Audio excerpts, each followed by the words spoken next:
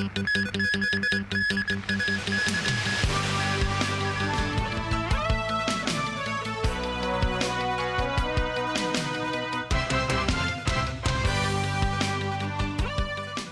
evening. Welcome to TVB News. Cathay Pacific Airways will raise its cargo flights' fuel surcharges amid the Middle East tensions. A spokesperson from the cargo sector worries that the situation would lead to an economic slowdown in Hong Kong. Mimosa Nai reports. After raising the fuel prices of their passenger flights, Cathay Pacific Airways has also adjusted the surcharges of cargo flights. Starting Friday, the surcharge for short-haul cargo flights will rise to $3.5 from $0.9 per kilogram, representing a twofold increase. The cost of long-haul flights flying to Europe, America, and Africa will become $12.9 per kilogram of goods. A Hong Kong aluminium product businessman who always uses Cathay's cargo service to ship goods to the US and Japan said the cost will be now much higher. He said the fuel price adjustment has affected his profits as the price cannot be changed after the contract is signed. The continuous tension in the Middle East also affects consumer-related businesses. A fruit store owner said they had to increase the price of foreign imported products, describing the measure as inevitable. The chairman of the Hong Kong Shippers Council forecast that the effects of price hike will gradually penetrate the different areas of daily life in Hong Kong. He said the price hike could cause an inflation that in turn lead to an economic slowdown. Mimosa Nai, TVB News. In light of the rising international oil prices, Secretary for Transport and Logistics Mabel Chan assured the public that the government will be carefully reviewing any fare hike requests from public transport operators to ensure fares are affordable for the public. Samantha Lee has more. The impact of rising oil prices is not only felt by car owners, but also by operators of buses, minibuses and taxis. Secretary for Transport and Logistics Mabel Chan said she has been in contact with several transport operators. Speaking on a radio program, Chan said if individual operators apply for fare adjustments, the government will take into account operating revenue, costs, and anticipated passenger growth. She pledged to ensure fares are affordable for the public while maintaining the financial sustainability of operators. Over the past few days, Cathay Pacific, HK Express, Hong Kong Airlines and Greater Bay Airlines announced hikes in fuel surcharges for most routes. On this, Chan urged the airlines to improve transparency and noted that the government will closely monitor this trend. She also highlighted how the current geopolitical climate is reshaping logistics. Chan noted that while many goods from Hong Kong were previously transshipped to Western markets via the Middle East, the current instability in the Middle East is creating new opportunities for Hong Kong. She suggested increasing direct shipping capacity to Europe and the United States from Hong Kong and expanding the city's role as a key transit hub. Chan added that Hong Kong's container terminals are highly efficient, with an average turnaround time of less than a day, which allows shipping companies to make up for lost time. Samantha Lee, TVB News. US President Donald Trump will not give a time frame for how long the war with Iran will last, but said the US Navy could soon escort oil tankers through the Strait of Hormuz. Tracy Furness has more. Speaking to reporters before boarding Air Force One on his way to Florida for the weekend, US President Donald Trump spoke on a range of subjects related to the Middle East conflict. Iran is going very well. A lot of big hits today, a lot of big wins today, as you probably have heard militarily. And I think it's going very well and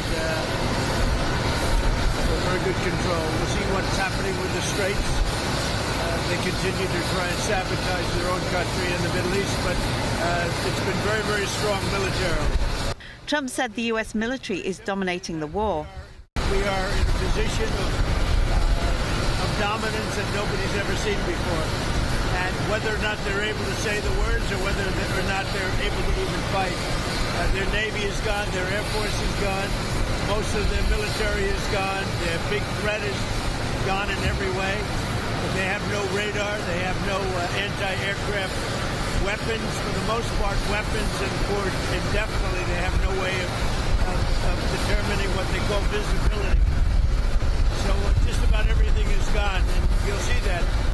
He was also upbeat about energy prices once the war has ended. Well, I think the gas prices, as soon as that's over, are going to come tumbling down along with everything else. I think it's going to be, you're going to see a very big decrease in the price of gasoline, gas, anything having to do with energy as soon as this is ended. But we had to end the nuclear threat in the Middle East and throughout the world, and we will have done that. Mr. President, when will the Navy start escorting tankers to the Straits of Hormuz? It'll happen soon. How long now do you think the war is likely to last? I can't tell you that. I mean, I have my own idea, but what good does it do? It'll be as long as it's necessary. Tracy Furness, TVB News.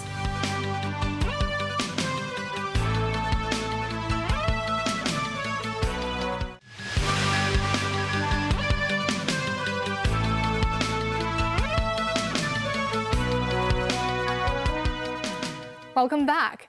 Vice Premier Li Feng is leading a delegation to Paris to kick off a new round of trade talks with the U.S. U.S. Trade Representative Jameson Greer said Washington is seeking to retain a stable relationship with Beijing with hopes to secure the supply of rare earth materials. Chinese ambassador to the U.S. Xie Feng pointed out that China's policy of opening up is not a limited-time Black Friday sale. Vice Premier Li Feng, also a member of the Politburo, will again meet with the U.S. delegation led by U.S. Treasury Secretary Scott Bessent in the French capital on Sunday and Monday for another round of high-level economic and trade negotiations. Prior to the talks, U.S. Trade Representative Jameson Greer said America's goods trade deficit with China has gone down by 30% over the past year. He said the Trump administration aims to uphold stable bilateral ties and have a more balanced trade relationship.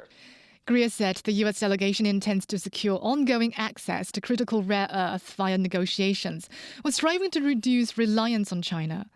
This, as Ambassador Xie Feng promised Beijing will promote balanced trade by boosting imports and expanding two-way investment cooperation. Xie said for the world, China's policy of opening up is not a limited-time Black Friday sale, but a constant and ever-expanding opportunity for mutual benefit. The Sino-U.S. trade talks this weekend is widely regarded as laying the ground for U.S. President Donald Trump's state visit to China and meetings with President Xi Jinping. The White House has signaled Trump's China trip could take place from March the 31st to April the 2nd. And back locally, the police is hunting a driver who allegedly hit pedestrians and other vehicles in Yuanlong early this morning. He reportedly fled the scene, discarding suspected etomidate vape pods and other items worth approximately $22,000. Following the incident, the car remained stopped in the middle of the road with its license plate knocked off. Police officers conducted a search of the car. At around 5:30 a.m., the car was traveling along Taitong Road towards Xiaopatheng Road. It struck two male pedestrians at a crossing near Yuking Square before colliding with a passing light goods vehicle. The driver abandoned the car and fled, throwing a bag of suspected drugs into a rubbish bin during his escape. Police later recovered some 80 suspected etomidate vape pods and e-cigarette devices from both the bin and the car. The two male pedestrians were conscious when they were taken to the hospital. The case has been classified as a traffic accident and drug trafficking. Following the extensive damage by Super Typhoon Regasa last year, the government is nearing completion of a wave wall along the Chunkono Promenade. The barrier is designed to reduce the threat of overtopping waves to coastal residents and facilities during typhoons. Samantha Lee has more. About half a year ago, Super Typhoon Regasa destroyed Anna's restaurant in seconds. After careful consideration, she and her husband decided to rebuild their beloved restaurant, and it finally reopened last month. Anna said we really love the environment and community, so we decided to rebuild it.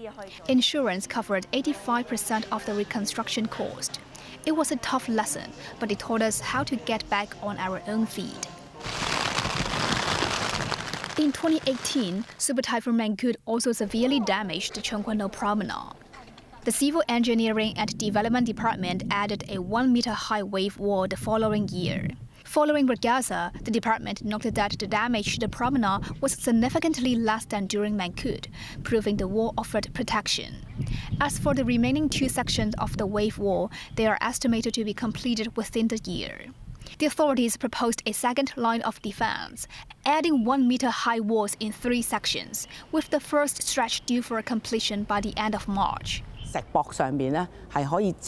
Meanwhile, Legislative Councillor Christine Fong, representing the New Territories Southeast, said the design of the wave wall balances visibility with functionality, but relying on a single measure for flood prevention may not be sufficient. She suggested adding removable flood panels and breakwater stones to reduce the impact of overtopping waves. Samantha, TVB News. China's second large cruise ship, Adora Flora City, will commence sea trials at the end of May. The vessel completed water injection from the dock and floated smoothly today, followed by inclining tests to examine its weight and center of gravity. Future tests will evaluate the performance of the ship's large light boats under normal and emergency conditions. The ship is scheduled to officially undock on the 20th of this month. Sea trials are slated for late May. Compared with China's first domestically built large cruise ship, Adora Flora City features an increased capacity of 2,130 cabins, accommodating up to 5,232 passengers. And that's the news. Thank you for watching.